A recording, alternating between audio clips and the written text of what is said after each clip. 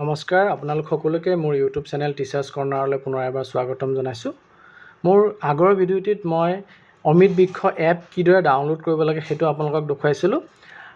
সেই ডাউনলোড কৰা এপত এতিয়া আপোনালোকে ৰোপণ কৰা গছপুলিসমূহ আপলোড কৰিব, তাক মই মোৰ এই ভিডিঅ'টোত আপোনালোকক দেখুৱাব চেষ্টা কৰিম। ভিডিঅ'টি শেষলৈকে চাই ভাল পালে লাইক এণ্ড শ্বেয়াৰ কৰিব আৰু চেনেলটি যদি এতিয়াও ছাবস্ক্ৰাইব কৰা নাই কাইণ্ডলি ছাবস্ক্ৰাইব কৰিব।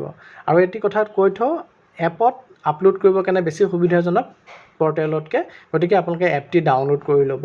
এপটি ডাউনলোড কৰি লোৱাৰ পিছত আপোনালোকে এপত এনেধৰণৰ অপশ্যন দেখা পাব। ইয়াত যোনটো লগইন বটন পাই আছে আপোনালোকে তলত তিনিটা আছে, হোম, ৰেজিষ্ট্ৰেশ্যন, লগইন।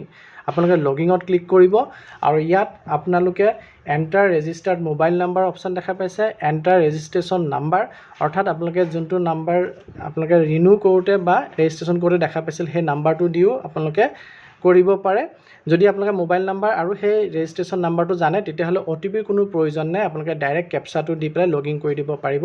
আৰু যদিহে কিবা কাৰণে আপোনালোকে ৰেজিষ্ট্ৰেশ্যন নাম্বাৰটো হেৰুৱাইছে তেতিয়াহ'লে আপোনালোকে ৰেজিষ্টাৰ্ড মোবাইল নাম্বাৰটো দি পেলাই আপোনালোকে গেট OTPত ক্লিক কৰি পেলাই আপোনালোকৰ OTPটো আহিব। OTPটো আপোনালোকে য'ত এণ্টাৰ ৰেজিষ্ট্ৰেশ্যন নাম্বাৰ দেখা পাইছে তাত আপোনালোকে OTPটো ভৰাই লৈ পেলাই তলত যি কেপচা আপোনালোকে দেখা পাই আছে কেপচাটো আপোনালোকে দি লৈ পেলাই লগইন বটন ক্লিক কৰিব লাগিব। যদিহে আপোনালোকে ৰেজিষ্ট্ৰেশ্যন নাম্বাৰটো পাহৰি গৈছে তেতিয়াহ'লে ৰেজিষ্ট্ৰেশ্যনৰ নাম্বাৰৰ জেগাত আপোনালোকে OTPটো ভৰাব।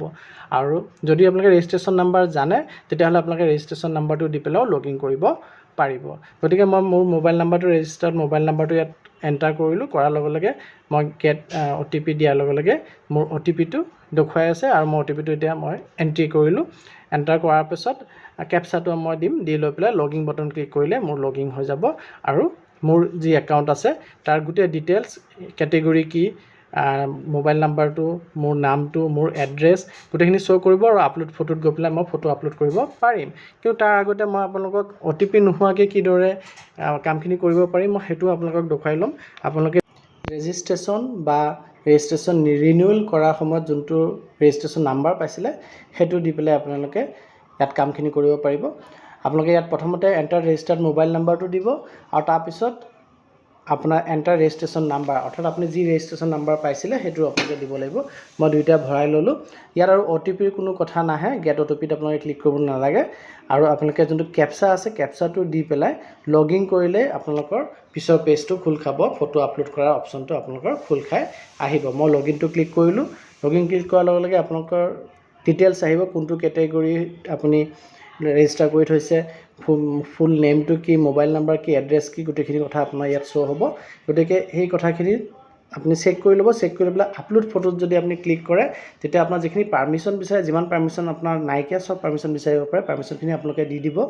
দি লৈ পেলাই আপোনালোকে অ'পেন কেমেৰাটো কৰিব পাৰে বা গেলেৰী অ'পেন কৰিব পাৰে। অ'পেন কেমেৰা কৰিব যাওঁতে আপোনালোকে এটা কথা মন দিব যে ফোন ছেটিঙৰ যি লোকেশ্যন আছে লোকেশ্যনটো যাতে অন হৈ থাকে, লোকেশ্যন অফ থাকিলে আপুনি এই আপলোডটো কৰিব নোৱাৰিব।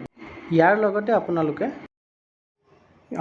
গেলেৰীৰ পৰা অ'পেন কৰি পেলাইও আপোনালোকে ফটো আপলোড কৰিব পাৰিব। কিন্তু সেইটো কৰিব যাওঁতেও আপোনালোকে যোনটো ফটো গেলেৰীত ৰাখিব সেই ফটোটো আপোনাৰ জিঅ'টেগ ফটো হ'ব লাগিব। আৰু আপুনি প্লেনটো ছিলেক্ট কৰিব লাগিব, কোনটো প্লেন আপুনি ৰোপণ কৰিছে, আৰু জিঅ'টেগ ফটোটো আপুনি গেলেৰীৰ পৰা ছিলেক্ট কৰিব লাগিব।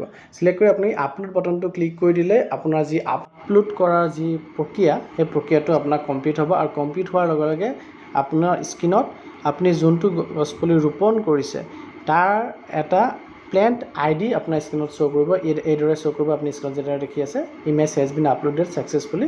আৰু এইটো শ্ব' কৰিলেহে আপোনাৰ সেই গছপুলিটোৰ আপলোড প্ৰক্ৰিয়াটো সম্পূৰ্ণ হৈছে বুলি আপুনি গম পাব। গতিকে এইখিনি আপোনালোকক জনাবলগীয়া আছিলে। ধন্যবাদ।